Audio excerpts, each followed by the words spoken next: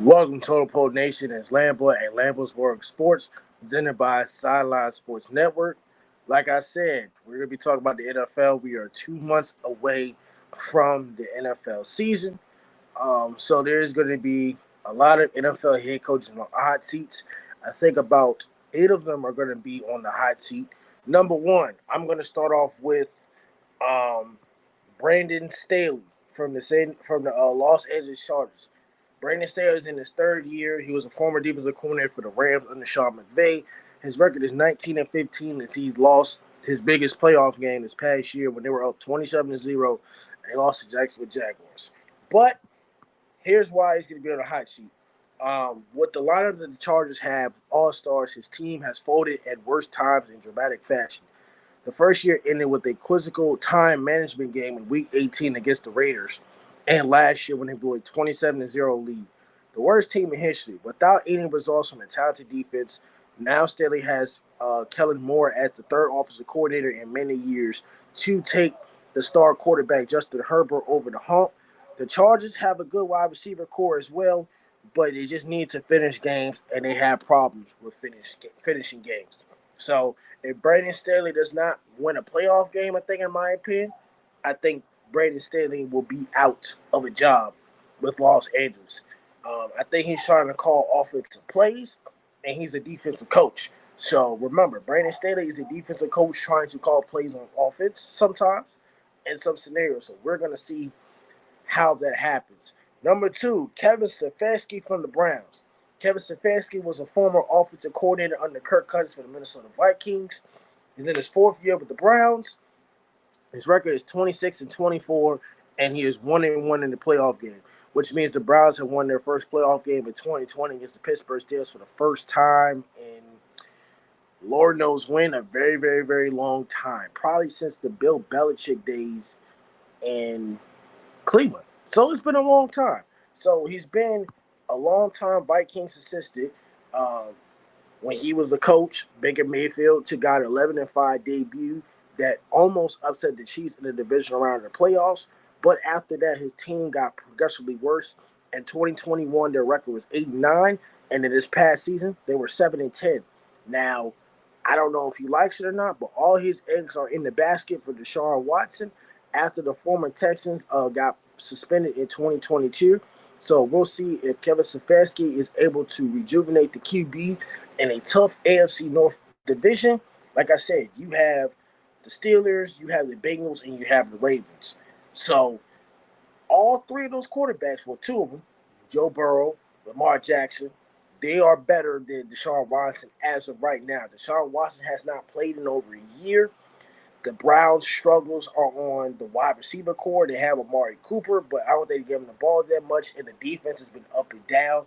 And as of the Browns that we saw last year, they just collapsed in some games that they should have won as well. And I think the running game is not enough. So we'll see about Kareem Hunt and whatnot, and Nick Chubb and whatnot. We'll see how they are. I mean, they're good running backs. I'm not saying they're not good, but we'll see how consistent that is going to be for the Browns. Now, I think if the Browns don't make the playoffs or any competitive, Kevin Stefanski will be gone and out of a job.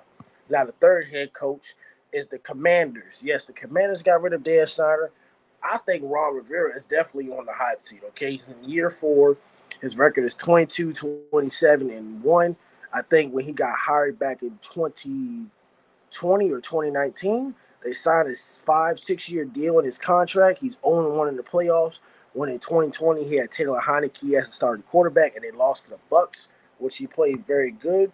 You're not going to be able to question Ron Rivera's leadership um, when he's willing to embrace a polarizing franchise that at least kept Washington in the wild card mix this past season before missing the playoffs. Now his defense flourishes have produced and precariously a stinging defensive line, but like at previous times, he cycled through mid-tier QBs, which he's had a lot of QBs, and it's a reason why he's gone 51-58 with zero playoff wins since the peak of the 2015 when the Carolina Panthers went to the Super Bowl. Now, the Commanders are in a very, very, very loaded division with the Cowboys, the Eagles, and the Giants. Now, those three teams made the playoffs last year, okay?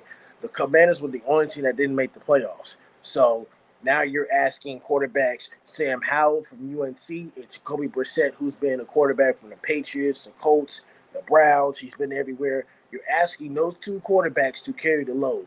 So how do I feel about the Washington Commanders? They're not going to go anywhere. I think they're going to miss the playoffs because, like Washington always is, Washington sucks. They're always inconsistent. That's why Angry Redskin fan is always angry. They're not going to do anything this year because I'm always right about those Commanders. They suck. They're not going to do anything. I think Ron Rivera is going to lose his job, even with a new owner, and I think they still have a new GM. I'm not very sure, but with the new owner, I still think he gets fired. Now, I'm going to go to Josh McDaniels. Josh McDaniels has been a head coach between 2009 and 2011 with the Denver Broncos, where he signed Tim Tebow and got fired. And then he was offensive coordinator for the Rams in 2011. And then he came back to being the Patriots quarterbacks coach and offensive coordinator for like the next 10 years. So Josh McDaniels in his second year. Last year they went 6-11. But they also have general manager Dave Ziegler, who went with Josh McDaniels to the Raiders as well. McDaniels has the benefit of working under a familiar power structure with Dave Ziegler. Like I said, he's clearly got the green light to remake the new setup, the New England setup. They got Jimmy G, they got Jacoby Myers, and they got rid of Derek Carr. It feels like the roster has building and trending water. Like I said, he's been with the Denver Broncos. He's now with the Las Vegas Raiders. He's now 17-28 as a head coach in two places. But there's a possible X factor that Tom Brady is now part of the Raiders ownership. So there's a possibility that, they could get better with Jimmy G at quarterback, which I have high hopes that the Raiders will somewhat get better. I know a lot of people are not sold on Josh McDaniels, but I'm going to give the man the benefit of the doubt. He got rid of the guys he needed to get rid of.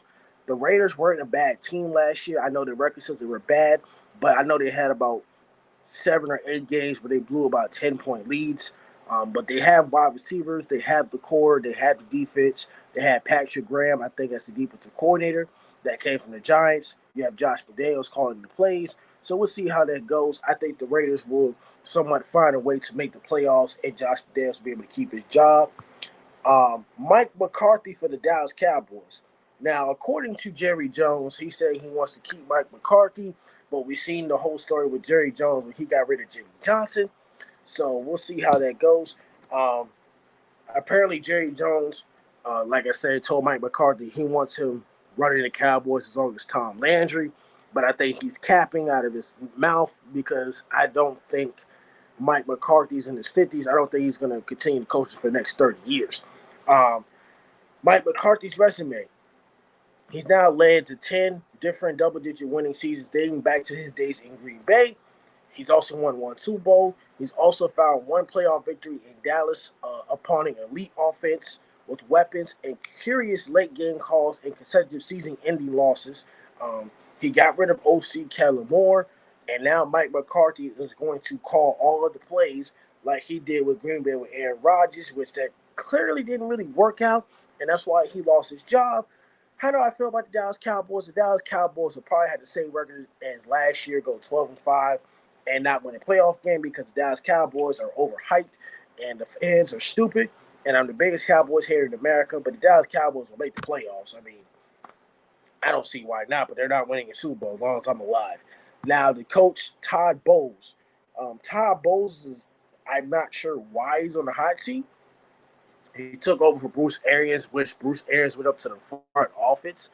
He's earned his stripes as defensive mind, but Tom Brady had struggled with the predictable and conservative approach as the Bucs head man. Brady has now officially retired. He's going to face more defensive pressure, but will the management want him in charge with an inevitable QB reset in 2024?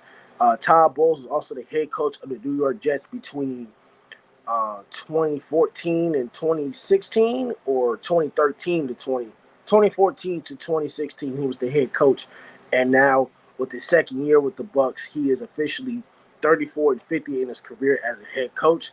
The Buccaneers lost in the playoffs against the Dallas Cowboys.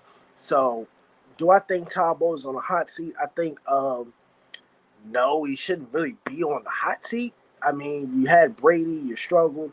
You got rid of offensive coordinator Byron Leftwich. So we'll see how that goes. I think Todd Bowles, I'm not sold on how good the Bucs are going to be this year, but I will tell you this though. I think the Bucs will be safe. I think they'll be all right. They just need a QB. I think the Bucs did sign Baker Mayfield. Um, I'm not sure how good Baker Mayfield really is with the Bucs and how good he will fit that system. So we'll see how that goes with that. Um, Also, another coach who's on the hot seat, Dennis Allen from the Saints. Dennis Allen has been a head coach before. Dennis Allen is a defensive coordinator. He's like Todd Bowles. He knows how to run a defense. He will always be respected in New Orleans. Um, he was Sean Payton's endorsed successor. But if you're a defensive head coach in 2023, you better have an answer at QB. They have signed Derek Carr. He's solid, but he's not really a consistent or elite QB, in my opinion. Now, Dennis Allen is a 15 and 38 career as a head coach. Also, Allen is going up against an improved NFC South where the Falcons should be able to improve and the Panthers with Bryce Young, they should be able to improve as well. We'll see how that goes. Like I said, Arthur Smith along as well will be on the high seat as well. I will talk about that in a second. But also the Panthers have new head coach Frank Wright. So we'll see how competitive the Panthers are. And I think Frank Wright will take the Panthers to the playoffs. Now, the final coach in the season is Arthur Smith. Arthur Smith was a former offensive coordinator for the Tennessee Titans under Ryan Tannehill. So, you know what I'm saying? It's just very tough. It's very hard. I've never been sold on this hire. Why Arthur Smith to the Falcons? He's not a wide regarded hot seat candidate considering how much Atlanta seemed to be better its roster during a busy all season. Um, he also was with the wild card contention despite an abrupt exit from Matt Ryan in 2022. And yet, entering year three, he has 0 playoff appearances under his belt. He's asking an unproven second-year quarterback Desmond Ridder from Cincinnati to improve a team to win multiple wins that fast. I'm not sure if I'm sold on the Atlanta Falcons at all. I think Arthur Smith is going to get fired. Desmond Ridder is going to probably struggle. It depends on the receivers and whatnot. And I'm not sold on the defense of the Falcons at all. So the Falcons had not been decent since they went to the Super Bowl and then after the Dan Quinn era. So ever since they collapsed in the Super Bowl, they just been up and down. So I'm not sure, how they're doing and if they're going to even succeed. So those are my head coaches that are on the hot seat. I'm going to be right about most coaches. But like I said, this is Lambo and Lambo's World of Sports, presented by Sideline Sports Network. Don't forget to check out the recent content of Lambo's World of Sports and also the Life Lessons podcast featuring Coach Troy Taylor and Coach Ball.